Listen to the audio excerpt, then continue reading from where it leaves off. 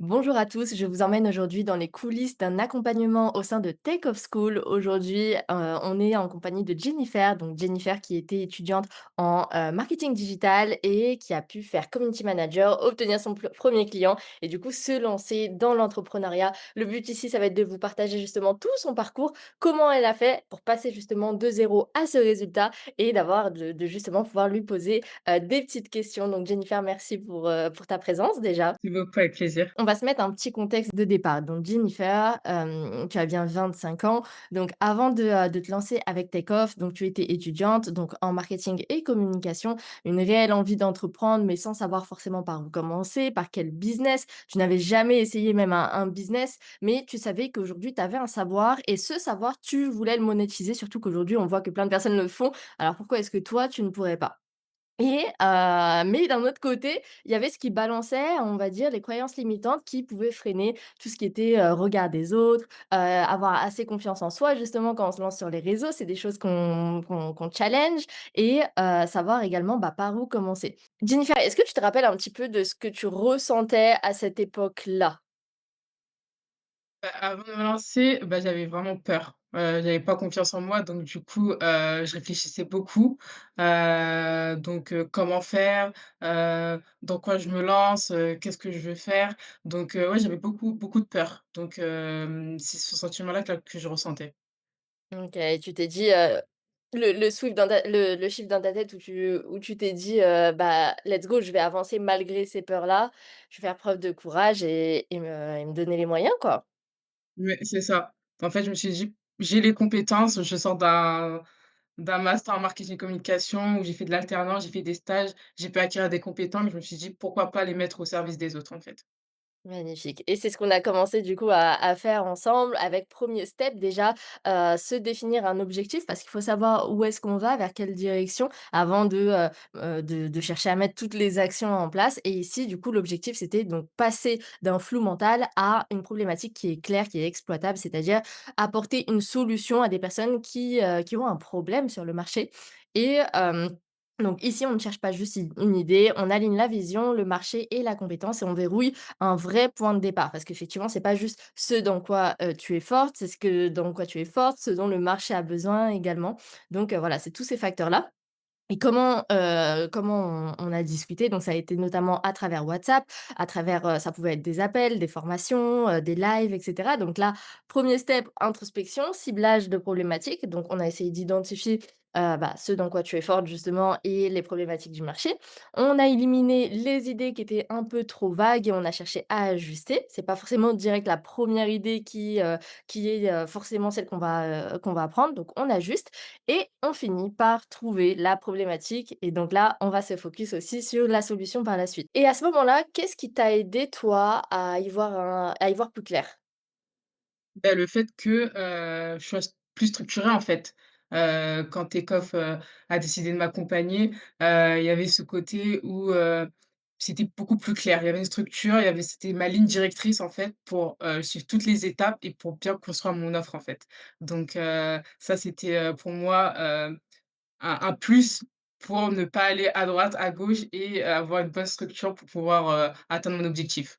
C'est vrai, et est-ce que la peur, elle s'est un peu dissoute à ce moment-là? Elle était toujours intense? Bah, non, elle s'est dissoute parce que j'étais accompagnée, en fait, par des personnes par Takeoff qui sont des experts, qui sont dedans, en fait.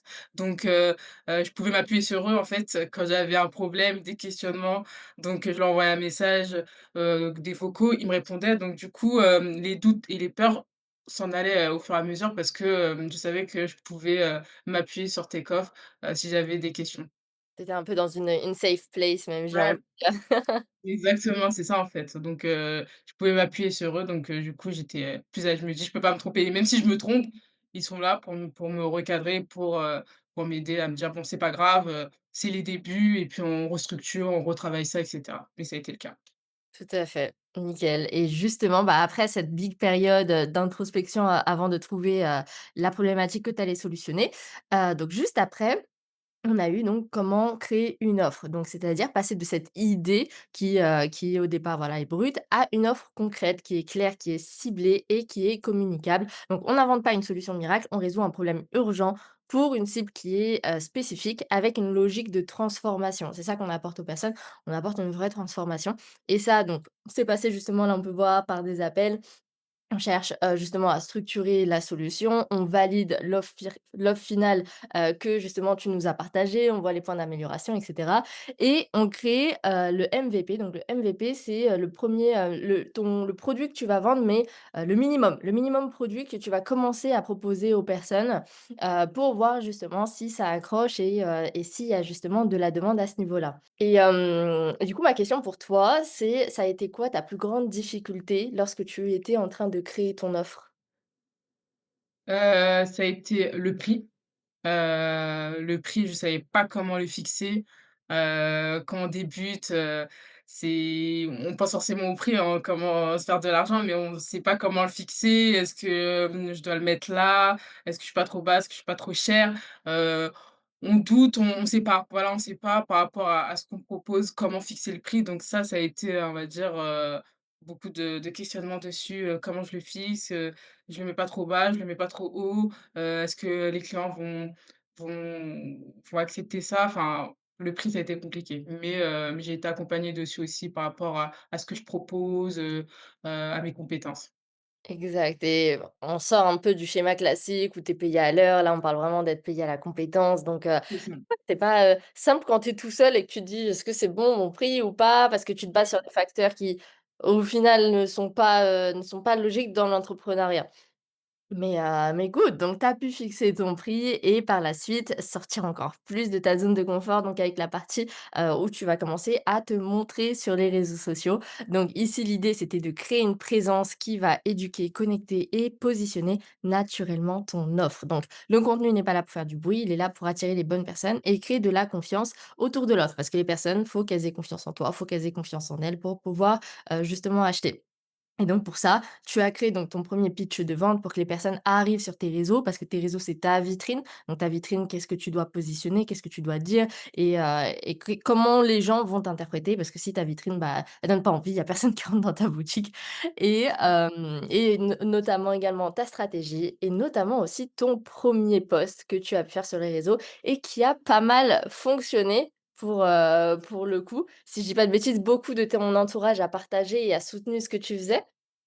Ouais, carrément. Les amis de mes frères, mes amis, mes anciens collègues de travail, enfin ouais, ça a été tout le monde. Je m'y attendais pas du tout, mais j'étais trop contente. J'étais trop contente et moi qui voulais pas montrer ma tête, sur les réseaux, je me suis lancée. Je me suis lancée même pour la structure de la vidéo, Takeoff m'ont beaucoup accompagnée, ce que je devais mettre et cetera et tout et puis moi j'ai filmé tous les rushs, j'ai monté ma vidéo, comme il fallait et puis je l'ai lancée et j'étais contente. J'étais contente du résultat, du nombre de partages, du nombre de vues, et puis les gens sont contents en fait, hein. J'avais cette peur de montrer ma tête mais les gens à la fin, que des retours positifs.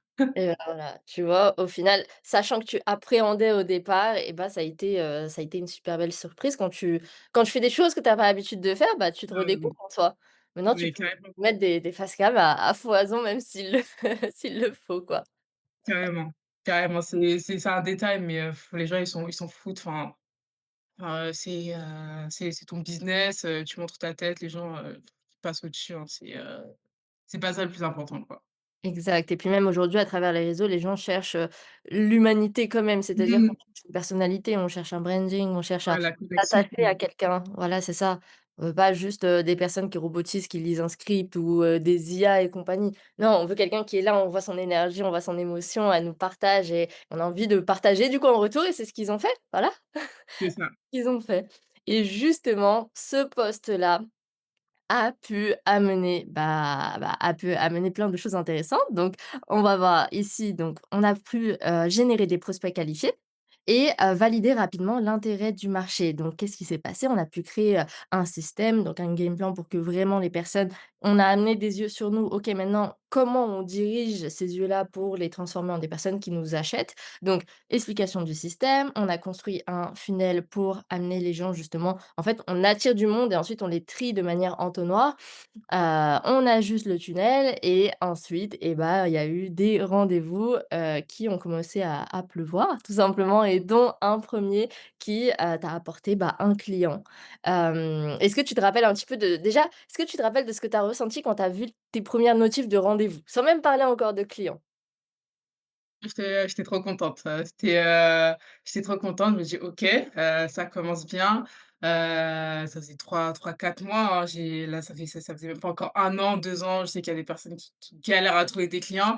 Là, ça faisait, je crois, au bout de 4 mois, 5 mois, donc du coup, j'étais trop contente et là, j'allais commencer les 1ers calls. Ça aussi, je savais pas comment faire et tout. Je sais que j'avais contacté, Takeoff aussi un peu en panique en me disant: «Mais qu'est-ce que je dis pendant le call?» Qu'est-ce que je fais avec mon premier client? Je sais pas quoi dire et cetera et tout et là, ils m'ont aidé et puis, maintenant aujourd'hui, les calls, je les prends, Let's normal quoi, à la légère, et puis, de toute façon, c'est une discussion et puis, tu parles de ce que tu sais faire, de ton offre et de ce que tu peux leur apporter. Donc, non, trop contente, de mes 1ers clients, de mes premiers calls, franchement hyper contente. Magnifique, et si je dis pas de bêtises, tu as dû recaler même des clients parce que, ils n'étaient pas, enfin, ils te proposaient un prix, ils essayaient de négocier, on peut pas Ouais. leur vouloir, mais toi, tu connaissais littéralement ta valeur, comment tu t'investissais, ce que tu apportais aux personnes, et du coup, bah, tu déclinais tout simplement. Bah oui, dès le début, je me suis dit ça, enfin, j'ai une offre, faut que c'est mon offre, voilà. Je l'ai construite autour de ça. Je préfère la tester dès le début que, déjà, laisser mon offre de côté et baisser et accepter tout à droite à gauche. C'est pas trop mon objectif d'accepter tout le monde, je viens de commencer donc c'est pas vraiment le but, même si oui, d'accord, on a besoin d'argent et cetera et tout, OK. Mais à la fin, si je me retrouve, avec, 40 000 clients qui me sous-payent et cetera et tout, à gérer plein de clients et à finir en burn-out ou je ne sais quoi, parce que j'arrive plus à gérer, ça sert à rien. Donc du coup, je préfère, garder mon offre et oui, j'ai dû refuser parce que oui, bon, ils négocient, c'est la loi du marché, hein. Donc du coup, il y a pas de problème, mais des fois, c'était beaucoup trop bas et je refusais, ouais, je refusais. J'ai pas eu du mal à refuser, non. Non, et tu bien raison, tu vois? Vu que, bah, tu connais ta valeur, tu sais ce que tu apportes, donc ouais, et c'est ça l'entrepreneuriat, le but, c'est de construire une vie de travailler avec, de la manière dont tu souhaites, en fait. Pas en subissant des clients. Il y a des clients que tu veux pas, c'est non. Il y a des prix que tu veux pas, c'est non, et c'est toi qui gères de cette manière. Mais c'est fou le shift quand même entre, la Jennifer qui, manquait de confiance, avait peur du regard des autres et cetera, et là, elle leur dit: «Non, en fait, le prix, je veux pas, j'accepte pas». Mais c'est ouais, c'est ça se fait petit à petit, en fait. Ouais, ça se fait petit à petit, les débuts, c'est compliqué, on se pose beaucoup de questions et cetera et tout. Je pense que je l'aurais pas fait si j'avais pas été accompagnée et c'est là que Takeoff m'a été d'une grande aide, en fait et ce qui me permet aujourd'hui de continuer à poster, de faire plein de choses à côté, de participer à des events d'entrepreneuriat, de faire, du networking et cetera et tout, des choses que je pensais pas faire et de continuer à faire grossir mon business petit à petit, quoi. Je me mets pas une grosse pression, mais je sais que ça s'est construit sur le long terme avec, Takeoff, donc du coup, ça prendra le temps que ça prendra, mais plus j'avance, plus je sors de ma zone de confort, donc c'est plutôt positif, en fait. C'est ça, et tu sais, il y a des personnes, nous on dit là, 3-4 mois, c'est du long terme, il y a des personnes en 1 an, elles font pas ce que toi tu as fait, tu vois? En 3-4 Ouais, c'est ça, mois. ouais. Donc ouais, bah, écoute, c'est magnifique, et qu'est-ce que j'allais dire? Bah oui, j'ai même sauté carrément la slide en disant justement, tu as pu avoir donc tes premiers résultats, ton premier contrat qui a été validé, et justement toute la stratégie qui fonctionne. Donc si aujourd'hui on devait résumer un peu, l'aventure de Jennifer, on était dans le flou, on a une idée claire: offre, contenu, leads et vente. Voilà, ça montre à quel point, peu importe, quelle que soit la situation en fait, dans laquelle tu peux être, tu peux soit te trouver des excuses, soit te donner les moyens de faire les choses, et aujourd'hui toi tu as trouvé et tu t'es donné les moyens de le faire, et justement, bah, tu es passé par ce process-là, premier client et beaucoup, beaucoup d'autres à venir, parce que quand on a ce mindset-là, bah, c'est logique que ça va venir. Donc, est-ce que toi, tu sais ce qui a permis chez toi de faire le shift, justement, entre la Jennifer d'avant, la Jennifer d'aujourd'hui? Bah, le fait, de m'être lancée, en fait. Ouais. Heu, dans la vie, vas-y Jennifer, tu rien à perdre, tu rien à perdre, en fait, donc vas-y, lance-toi, tu verras et puis à la fin j'ai eu mon premier client. Donc du coup, moi, je suis trop contente. À la fin, c'est que du positif et je me dis que si je m'étais pas lancée, beh, peut-être que je serais restée là, sans sortir de ma zone de confort et sans avoir fait tout ça, quoi. Donc non, trop contente. Exactement. À avoir peut-être des regrets plus tard, sachant que tu as un C'est ça. potentiel en toi, mais que tu exploites pas et ça aurait été vraiment dommage et là, le but justement de faire cet appel, tu vois, c'est de montrer aux personnes, aujourd'hui, vous voyez bien que c'est pas issu d'un miracle aujourd'hui, c'est Jennifer avait de l'ambition, a eu des craintes, elle a choisi de poursuivre ses ambitions malgré ses craintes, elle a fait preuve de courage, elle avait le bon système, le bon environnement pour se lancer et c'est normal que quand on met en place les actions, parce que tu le précises et c'est très important, quand on met en place les actions, qu'on cherche à s'améliorer et qu'on se tient à son plan, c'est logique que les résultats tombent. Donc l'équipe, voilà, c'est pas un miracle, c'est du travail et c'est ce qu'on fait aujourd'hui au sein de Take-Off. Le but, c'est d'accompagner un maximum de personnes, de les aider sur toutes les zones qui peuvent être les zones d'ombre pour, bah, amener à un niveau auquel on se serait même pas imaginé peut-être au départ et Jennifer, si tu devais donner un conseil à quelqu'un qui se trouve au même point, auquel tu étais au départ, qu'est-ce que serait voilà, quel conseil aurais-tu à donner? Ah bah, la même chose, de se lancer. De se lancer, même si tu te sens pas prêt ou prête, c'est pas grave. Moi, malgré que j'ai eu un master, que j'ai eu plusieurs expériences en alternance à l'étranger, dans mes stages et tout, je me considère pas comme une experte dans le community management, mais je sais quand même, que je sais faire des choses et d'avoir signé mon premier client et que mon client soit satisfait de mon travail, ça me permet de m'améliorer tous les jours et cetera et tout donc du coup, enfin, tu pas besoin d'être parfait ou parfaite pour te lancer, en fait. Donc lance-toi et tu verras que même en te lançant, tu vas apprendre de nouvelles choses et tu vas monter en compétences petit à petit, en fait. Tu en apprends tous les jours de toute façon, donc lancez-vous, quoi.